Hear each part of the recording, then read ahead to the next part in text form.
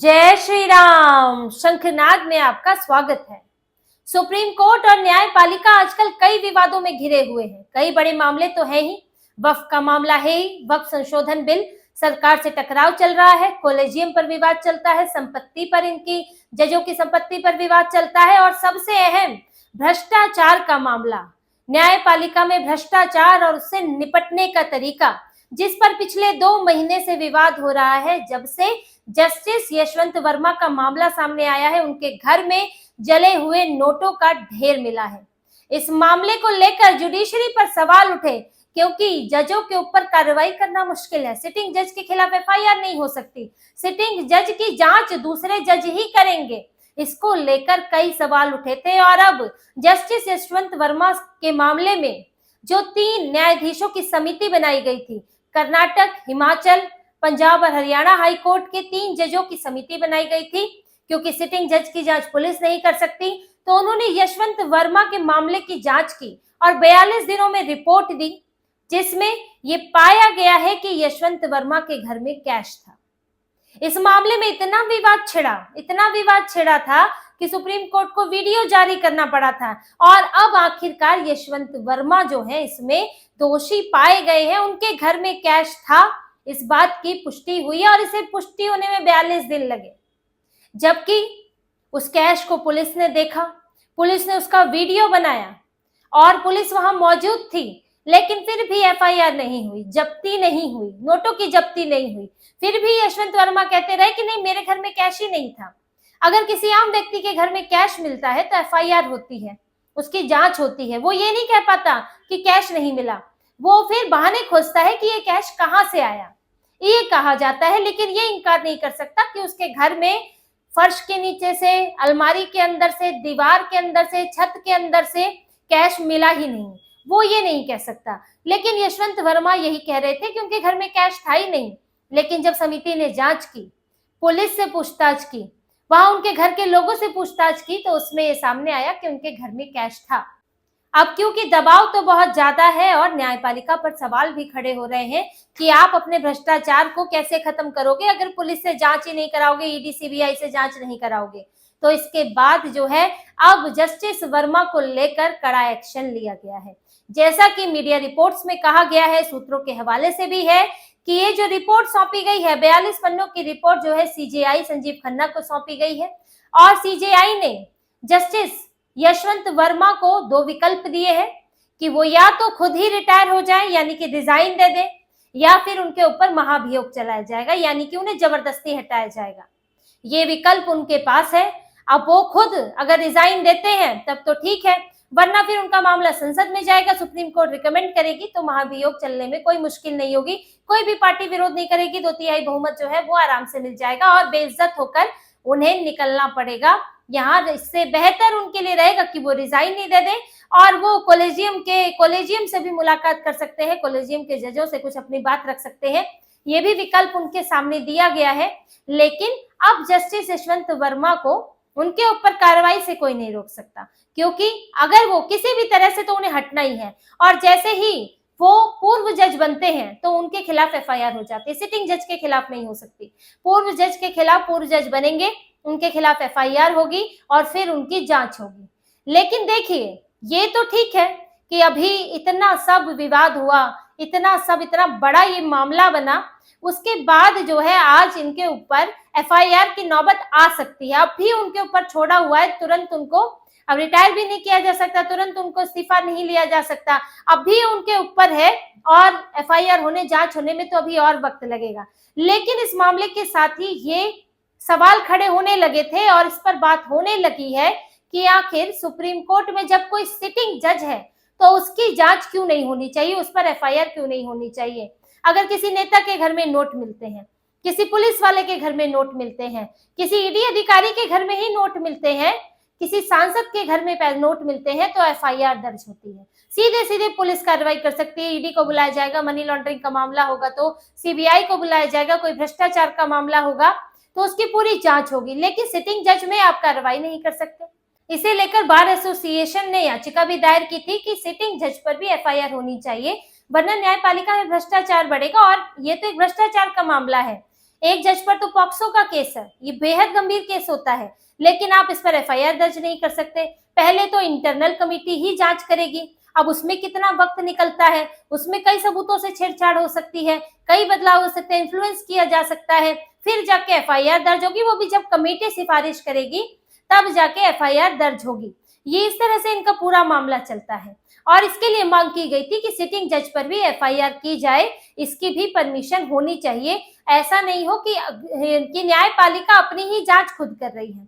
और इसमें देखिए एक बात विशेषज्ञता की भी है कि अब ईडी के पास विशेषज्ञता है मनी लॉन्ड्रिंग के मामले की, सीबीआई के पास है भ्रष्टाचार के मामले की, दूसरी गड़बड़ियां देखती है, पुलिस अलग तरह से जांच करती है, सबकी विशेषज्ञता है। अब जजों के पास विशेषज्ञता होती है न्याय देने की, कानून को समझने की। उनके लिए मनी लॉन्ड्रिंग की जांच करना, भ्रष्टाचार की जांच करना, लिंक जोड़ना, पूछताछ करना इतना आसान नहीं है, ये उनका काम है ही नहीं। ऐसे में अगर जजों की कमेटी बनती है और उस कमेटी को फैसला लेना होता है तो उसमें तो बड़ी समस्या आ जाएगी। फिर आप कैसे, आपके पास एक्सपर्टीज ही नहीं है तो आप कैसे जांच करेंगे, आप कैसे पता लगाएंगे मामला क्या है। फिर दूसरा, आप ही की फ्रेटर्निटी का आदमी है, उसमें इसकी पूरी संभावना है निष्पक्षता से जांच हो ना हो, कहीं कुछ इन्फ्लुएंस हो जाए, इससे तो इनकार नहीं कर सकते। जब भ्रष्टाचार है, जब भ्रष्टाचार जुडिशरी में है तो फिर ये भी हो सकता है भाई भतीजावाद की भी बात उठती है, उसमें फेवर भी किए करने की बात उठती है। तो ऐसे में जुडिशरी की जांच क्यों करे, इस पर सवाल उठने लगा है। और इसी वजह से इस मामले में जब ये मामला उठा 14 मई की रात को, 14 मई होली के दिन, इनके घर में, जस्टिस यशवंत वर्मा के घर में आग लग गई थी स्टोर रूम में। और जब यहाँ पर फायर ब्रिगेड बुलाई गई, उसमें आग बुझाई गई, तो वहां पे नोटों के बंडल निकले, कैश निकला। और फिर पुलिस आई, पुलिस ने वीडियो बनाई, लेकिन पुलिस जब्ती नहीं कर सकती थी, एफआईआर नहीं हुई थी, कर ही नहीं सकती एफआईआर, सिटिंग जज है, तो नोट भी गायब हो गए, जब्ती नहीं हो पाई, लेकिन वीडियो था। और उसके बाद जब ये वीडियो किसी तरह से, इसकी फोटो वगैरह मीडिया में आने लगी, तब जो है ये मामला निकला। वरना तो मामला अंदर ही अंदर चल रहा था, किसी को पता ही नहीं था, क्योंकि ये जानकारी देंगे सीजीआई को, सीजीआई फिर आगे फैसला लेंगे, पुलिस कुछ कर ही नहीं सकती। लेकिन जब सोशल मीडिया पर फोटो आ गए, मीडिया में खबरें आ गई, तो उसके बाद बड़ी मुश्किल हो गई। फिर फजीहत होने लगी कि भाई ऐसा क्यों, पुलिस जांच क्यों नहीं कर रही है, नोट कहाँ है, नोटों का वीडियो कहाँ है, क्योंकि वीडियो तो सौंप दिया गया था, हाईकोर्ट के चीफ जस्टिस को सौंपा था, उन्होंने सीजीआई को दिया था, दिल्ली पुलिस कमिश्नर ने ये वीडियो आगे बढ़ाया था। इसके बाद जब ये बात चारों तरफ से उठने लगी कि भाई जुडिशरी में ऐसे होगा, तो फिर जो पब्लिक कंसर्न का काम जुडिशरी का है, पब्लिक लोगों से डील करती है जुडिशरी, और अगर इस तरह से छुपाया जाएगा तो लोगों का भरोसा उठेगा। फिर ऐसे में सुप्रीम कोर्ट को वीडियो जारी करना पड़ा, नोटों की गड्डियों का वीडियो जारी हुआ, जिसमें लोगों को ये दिखाया गया कि कुछ छुपाने की कोशिश नहीं हो रही है, ये वीडियो था।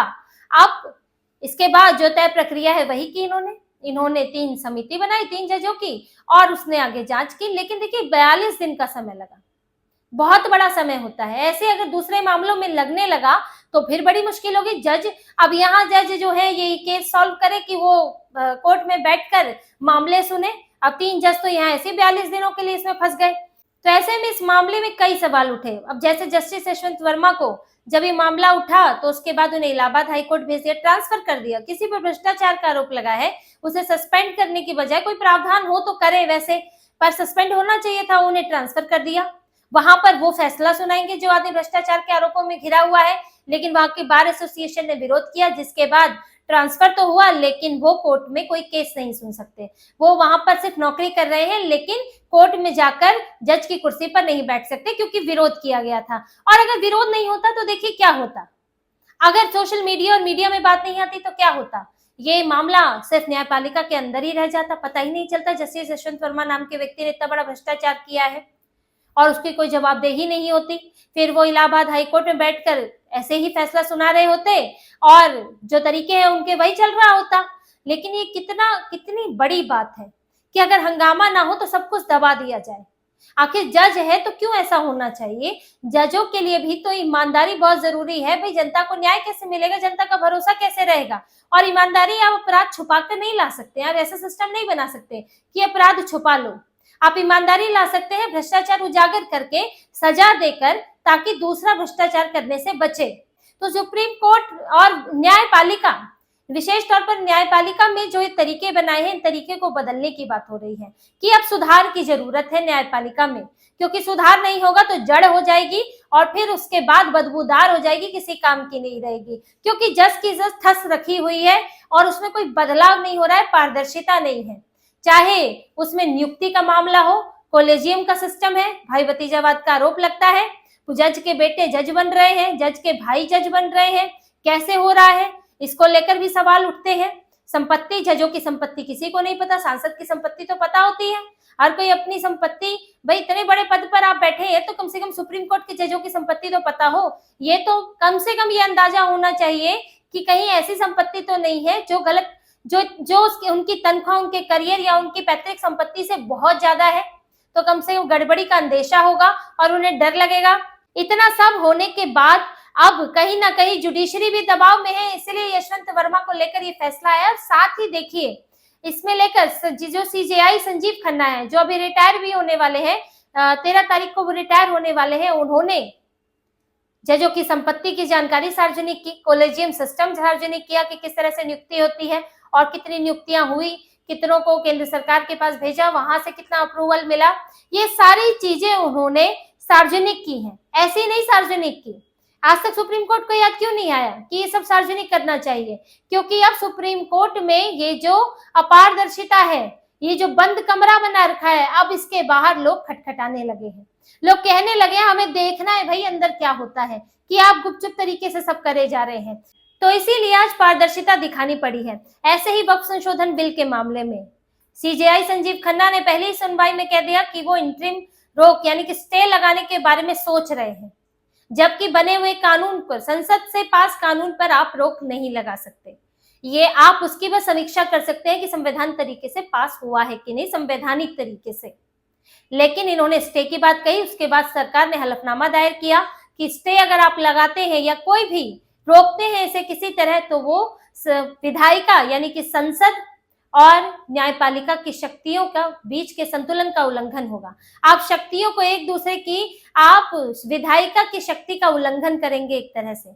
इसके बाद सीजेआई संजीव खन्ना ने अगली सुनवाई में खुद को इससे अलग ही कर लिया। उन्होंने सुनवाई अपने रिटायरमेंट के बाद की रखी, 15 मई के बाद, और कहा कि मैं इस पे अभी कोई आदेश, अंतरिम आदेश नहीं दे सकता, इस मामले में और सुनवाई की जरूरत है।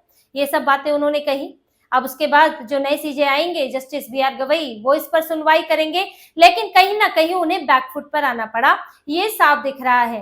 तो अब जुडिशरी में जो हमारी न्यायपालिका है उसमें सुधार की जरूरत है और बड़े स्तर पर सुधार की जरूरत है।